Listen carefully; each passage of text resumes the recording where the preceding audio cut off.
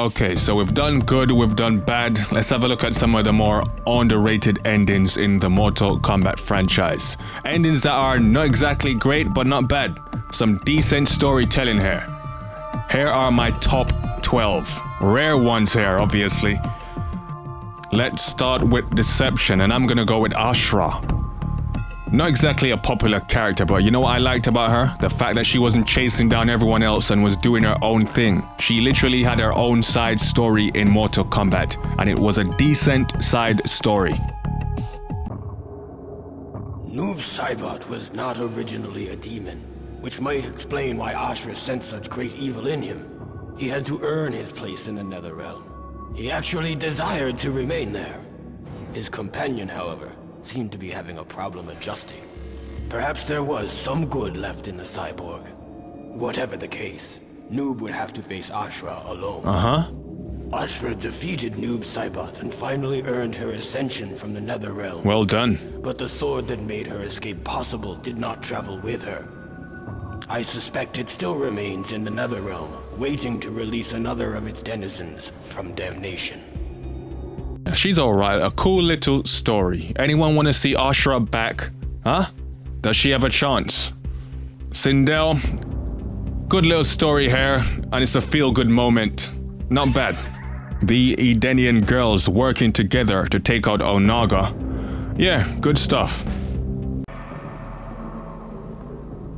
Although Onaga had returned from the dead, he did not re-inhabit his original body.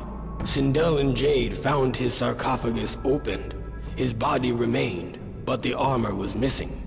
Strangely, the hieroglyphics in his tomb were similar to an ancient Edenian language. She discovered an incantation inscribed by Onaga's holy men that was intended to transport his soul back into its original body. As she was memorizing the spell, Onaga emerged from the shadows. Oh shit. Onaga could have defeated both Jade and Sindel. True. But instead, he took sadistic pleasure in unleashing Kitana against them. He was a fool. Wow. Jade held off Kitana, while Sindel thrust her Quan Dao into the heart of the corpse. As she screamed the ancient incantation, Onaga's soul leapt from Reptile's body into its intended vessel. The corpse came to life and cried in agony as the Quan Dao prevented its heart from reforming. Sindel held the blade firmly in place as Onaga returned to the cold sleep of death. With the Dragon King defeated, the realms were safe, and Sindel's daughter Kitana was free from his spell. May Edenia know peace once more. Oh, mother and daughter back together again. Good ending. Jade, pretty cool ending here. Tanya is always betraying people, so finally someone got their own back on her. This was basically justice served. The traitor Tanya had given the Dragon King the information he needed to finish merging the Kamidogu. But before he conquered all the realms, Jade would see Tanya dead.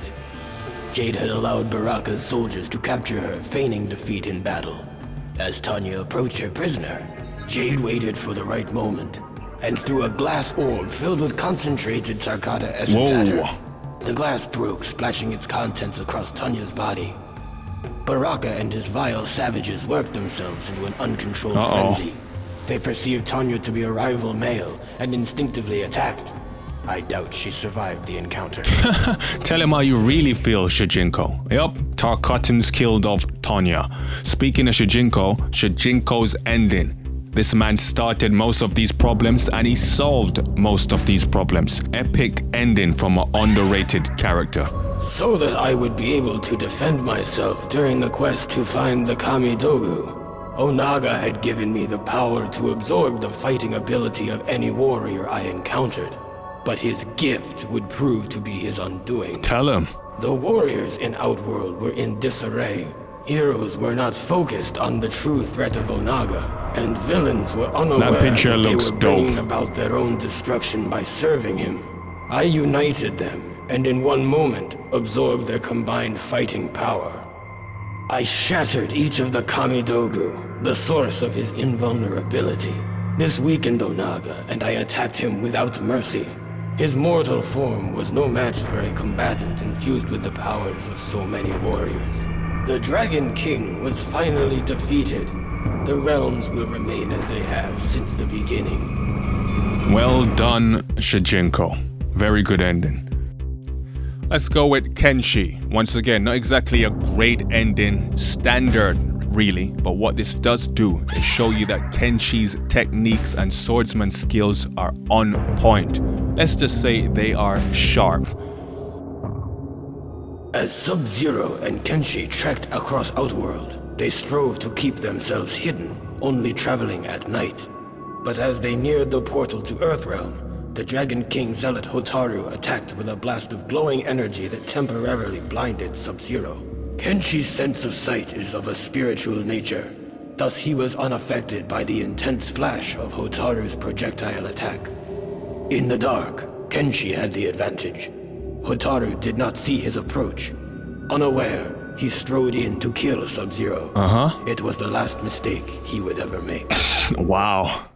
Shujinko doesn't hold back with his narration, does he? Let's go with Baraka. This guy's always getting screwed over in his endings, and for once he had a decent ending where he got over. Baraka's ending.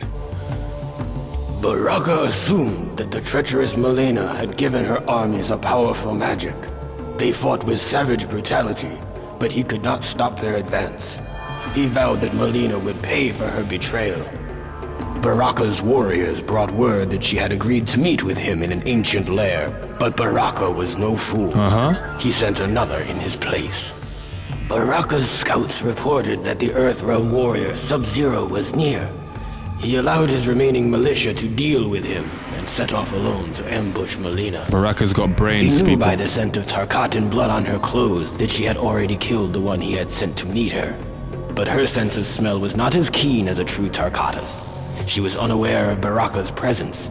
He barked her name, and when she turned to face him, he tore her apart. Wow, Baraka wasn't playing around, people.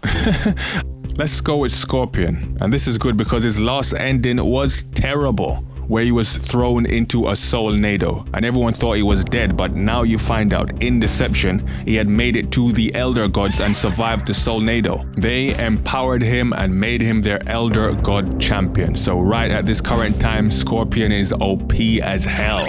His task was to take out Onaga, but guess what? Never happened. Shujinko did it, making this ending non-canon. But a good ending regardless.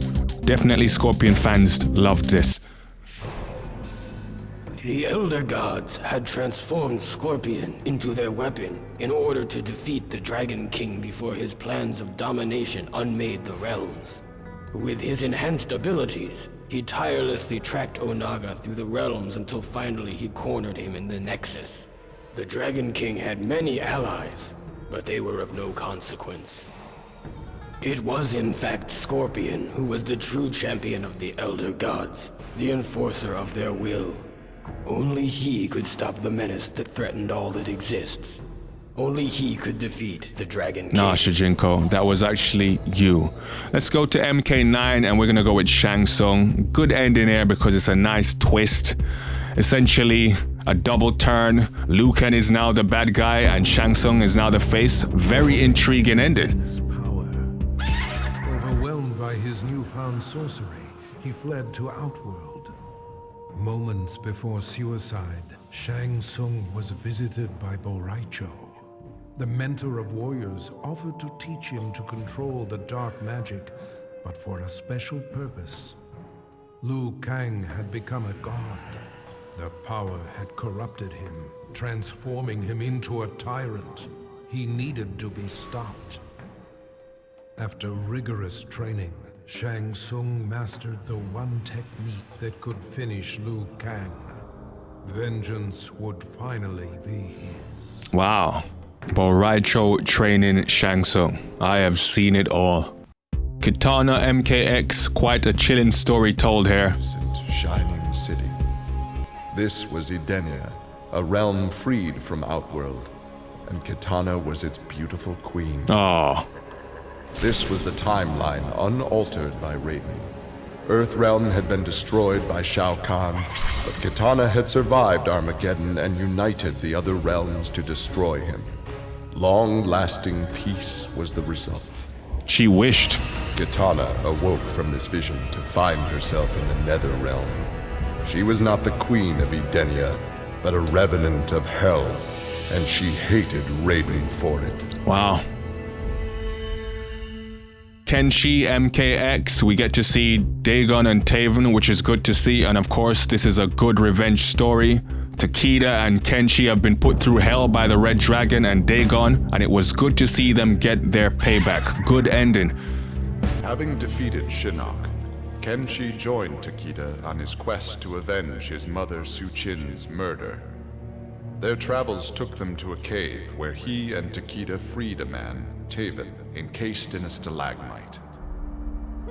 Kenshi told Taven that his brother Dagon was the founder of the Red Dragon Assassin Clan. Dagon had not only murdered Suchin, but his and Taven's parents as well. Together, Kenshi, Takeda, and Taven lay siege to the Red Dragon base. Dagon fell victim to Kenshi's rage. Suchin's murder had been avenged. Well done. Let's give Reptile a break here. This is a decent ending because he's always getting screwed over, so finally, some justice for Reptile, right? Give it up for the guy. Such intel could prove useful in future conflicts. Stumbling upon a collapsed cavern, exposed during the crisis, Reptile was shocked to see raptors emerging from within. Unlike the rest of his race, these raptors had never left Earthrealm for the doomed realm of Zaterra, and thus had remained safe and hidden. Alone no more, Reptile vowed to remain with his rediscovered people and reclaim their Earthrealm homeland. Finally, they put some respect on your boy's name, an ending where Reptile isn't owned or killed off. Nice.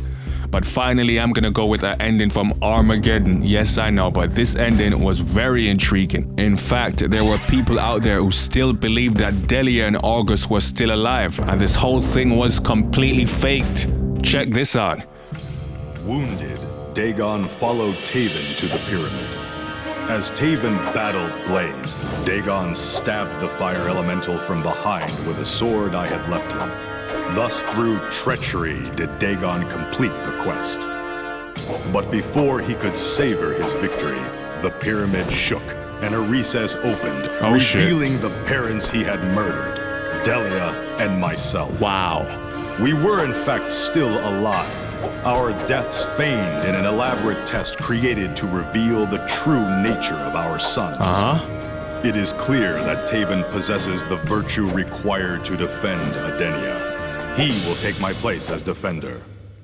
Dagon, however, will be punished severely for the suffering he has caused. Wow. August sounds pissed off. And there you have it, people. 12 underrated endings in the Mortal Kombat franchise.